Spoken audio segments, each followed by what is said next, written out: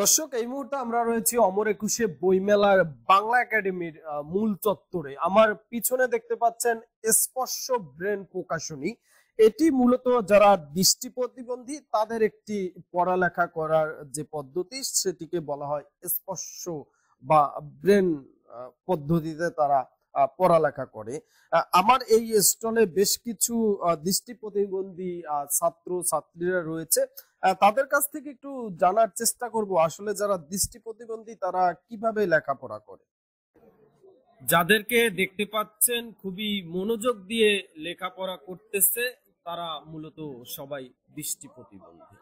আমরা আমাদের আজকের এই ভিডিওর মাধ্যমে দেখানোর চেষ্টা করব যারা দৃষ্টি প্রতিবন্ধী রয়েছে তারা কিভাবে লেখাপড়া করে, কিভাবে ব্যবহার করে স্মার্টফোন।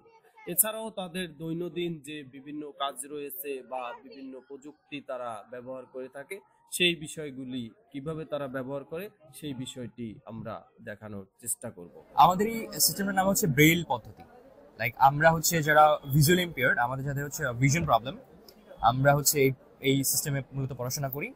আর আমাদের মূলত এই পদ্ধতিতে পড়াশোনা করছি আমরা। আপনারা যে পাঠ্যক্রমটি নিচ্ছেন আমরাও সেম একই জিনিসটাই নিচ্ছি, জাস্ট আমাদের লেখার সিস্টেমটা ভিন্ন। আমরা একটু দেখতে চাই যে আমরা কিভাবে পড়ালেখা করি এবং আপনাদের এই পড়ালেখার পার্থক্যটা আমাদের। পার্থক্যটা হচ্ছে আপনি কালিতে লিখছেন, আমি হচ্ছে ব্রেইল লিখছি। ডিফারেন্সটা হচ্ছে এখানে আপনি দেখতে পাচ্ছেন যে এখানে কিছু এখানে একটা কাগজ আছে, জি এই যে দেখতে পাচ্ছেন কাগজটা। আবার এখানে হচ্ছে এই যে একটা এই যে বোর্ডটা দেখতে পাচ্ছেন, এই বোর্ডের মধ্যে একটা লাইনে হচ্ছে আপনার কি বলে 6টা করে ঘর আছে। বর্ণমালা না, ঠিক 6টা করে ঘর আছে। একটা লাইনে 30টা করে ঘর, একটা ঘরের মধ্যে 6টা করে ঘর দেখেন।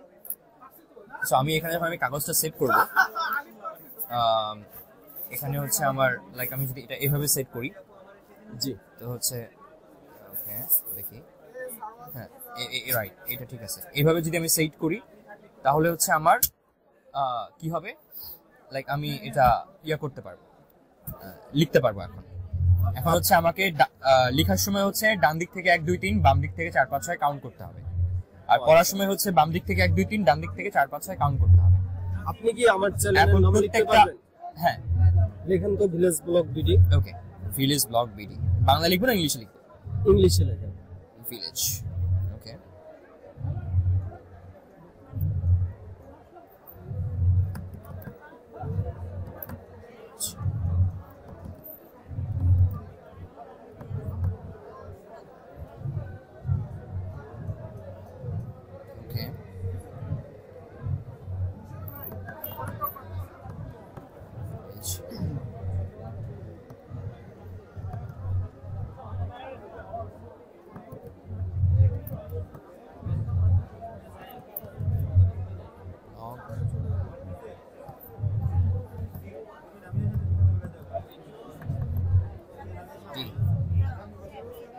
আপনার চ্যানেলের নাম লিখে ফেলেছি। আপনি এই যে আমার চ্যানেলের নামটা যে লিখেছেন এখানে, জি, এটা তো আমরা কেউ বুঝতে পারতেছি না, এবং আপনি যে সঠিক লিখছেন এটা যে আদৌ ভিলেজ ব্লগ বিটি লেখা হয়েছে কিনা সেজন্য আপনার সাথের একজন সহকর্মীকে দিয়ে আমি এটা পড়াতে চাই যে আপনি সঠিক লিখেছেন। জি নিশ্চয়ই। কাকে দিয়ে? যে কোনো কাউকে দিয়ে পড়াতে পারেন। আমরা আপুকে দিয়ে পড়াই। কি লেখা আছে? Village blog BD. রাইট, অসংখ্য ধন্যবাদ। যে বই রয়েছে এই বইটার থেকে একটা যে কোনো একটা পড়া যদি আমাকে একটু দেখাতেন বা আমাদের আর আপনাদের পার্থক্যটা যদি একটু দেখাতেন। ওকে, পার্থক্য আসলে কিছুই নেই ওইভাবে। একটু স্পষ্ট করে যদি বলি আরেকবার সবার বোঝার সুবিধার্থে, পার্থক্য আসলে কিছুই নাই। মূলত আপনি যা করছেন আমরা তাই করছি, জাস্ট আমাদের লেখার পদ্ধতিটা ভিন্ন, জাস্ট এটাই।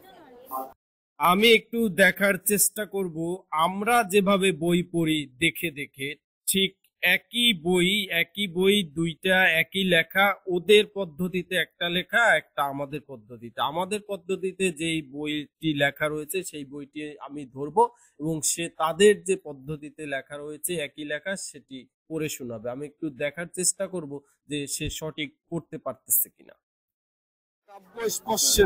কাব্য ঈশপের গল্প।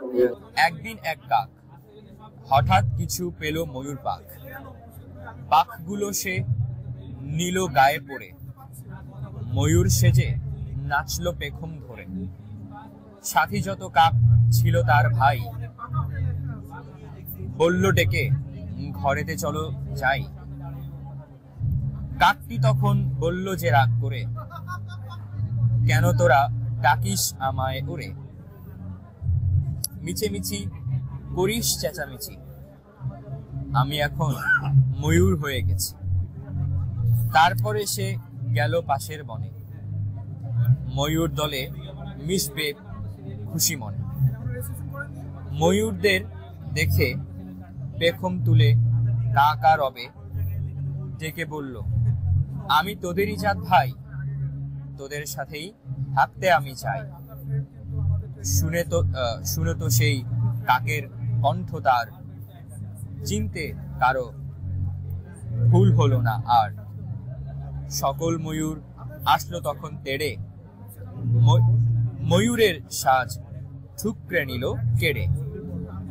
মনের দুঃখে কাকটি তখন ধীরে কাক সাথীদের কাছেই এলো ফিরে। Thank you. ওকে, তো স্মার্টফোন ব্যবহার করছেন, রাইট? জি। আপনি কি আমি নাম্বার বললে সেটি আপনি আপনার স্মার্টফোনে তুলে আমাকে ফোন দিতে পারবেন? শুধু নাম্বার না, আমরা হচ্ছে স্মার্টফোনে লাইক আমরা এভরিথিং করতে পারি, লাইক একমাত্র ভিডিও এডিটিং আর হচ্ছে ভিডিও এডিটিং এর কিছু কাজ আমরা করতে পারি। গ্রাফিক্স এর কাজ ছাড়া আমরা মোটামুটি সব ধরনের কাজ স্মার্টফোনে করতে পারি। নট লাইক দ্যাট যে নাম্বার। আমি কিন্তু প্রফেশনাল একজন গ্রাফিক্স এর ডিজাইনার। আচ্ছা, আমি আপনাকে আমার নাম্বারটি বলতে চাই এবং আমি একটু ট্রাই করতে চাই আপনি ফোনটা দিতে পারেন কিনা আমাকে। ওকে, আমি নাম্বার কি বলবো?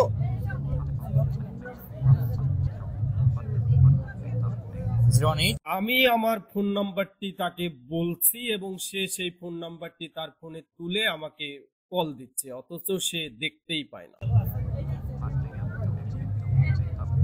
ওকে, আমি আমার ফোনটা বের করছি, আপনি আমাকে একটা কল দেন। ইয়া,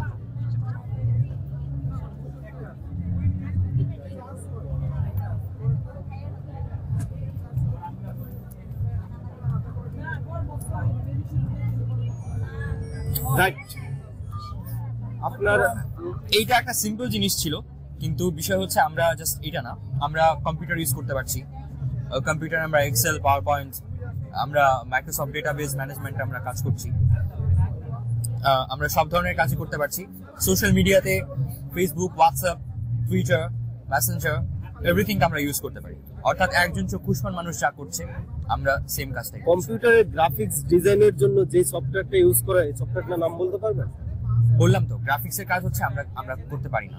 সো Graphics এর কাজ করতে নরমালি পারেন। হচ্ছে ইন্টারনেট ব্রাউজিং, গুগল এক্সচেঞ্জ, তারপরে হচ্ছে আপনার কি বলা যেতে পারে যে আদার্স যেই কাজগুলো লাইক এডিটিং এর কাজ ছাড়া যেগুলো হচ্ছে দেখার কাজ কিছু কিছু আছে, লাইক যেমন হচ্ছে গ্রাফিক্স এর কাজের কথা বললেন বা স্লাইড বানানোর কথা বললেন, এগুলো তো আসলে কিছু কিছু জিনিস দেখার বিষয়। রাইট। এই কাজগুলো ছাড়া আমরা মোটামুটি অনেক কাজই করতে পারি। আপনাদের এই যে ব্রেন পদ্ধতিতে যে এই শিক্ষা ব্যবস্থা, এর স্কুল অথবা কলেজ বা বিশ্ববিদ্যালয় এগুলি কোথায়? এটা কি আমাদের চলমান যে শিক্ষা ব্যবস্থা এর সাথে চলমান শিক্ষা ব্যবস্থার সঙ্গে অন্তর্ভুক্ত। যেমন আমি এখন পড়াশোনা করছি সরকারি শহীদ সোহরাওয়ার্দী কলেজ, যেটা হচ্ছে 7 কলেজের অন্তর্ভুক্ত একটি কলেজ, যেটা আন্ডার ঢাকা ইউনিভার্সিটি। যদিও আমার হচ্ছে আমার ইন্টারমিডিয়েট সেকশন, এবং আমার কলেজ হচ্ছে আমি একাই ব্লাইন্ড। সো আমরা কিন্তু চক্ষুষ্মানদের সাথে আমি কিন্তু কম্পিট করে কিন্তু আমি এখন পড়াশোনা করছি। সো একই কারিকুলাম, একই সবকিছু, জাস্ট লেখার সিস্টেমটা ভিন্ন। প্লাস আপনার কি জানা আছে আপনাদের এই ব্রেন পদ্ধতিতে আমাদের বাংলাদেশে কি সংখ্যক শিক্ষার্থী আছে? ওকে, বাংলাদেশে আমি যদি বলি যে প্রায় near about 16 lakh visual impaired people আছে, এবং প্রত্যেক বছর মোর দেন 100 visual impaired student SSC pass করে বের হচ্ছে। সো আমার কাছে এই মুহূর্তে যে ডেটাবেসটা আছে আমি সেটা আপনাকে বললাম। ওকে, আপনাকে অসংখ্য ধন্যবাদ। জি, থ্যাংক ইউ। দৃষ্টি প্রতিবন্ধী এই মানুষগুলো তাদেরকে বলছে দৃষ্টি জয়ী, অর্থাৎ তারা চোখে দেখতে না পেলেও তারা সবকিছু করতে পারছে, সেই জন্যই তারা নিজেদেরকে বলতেছে দৃষ্টি জয়ী। আর এই সবকিছুই সম্ভব হচ্ছে শুধুমাত্র শিক্ষা গ্রহণের কারণে।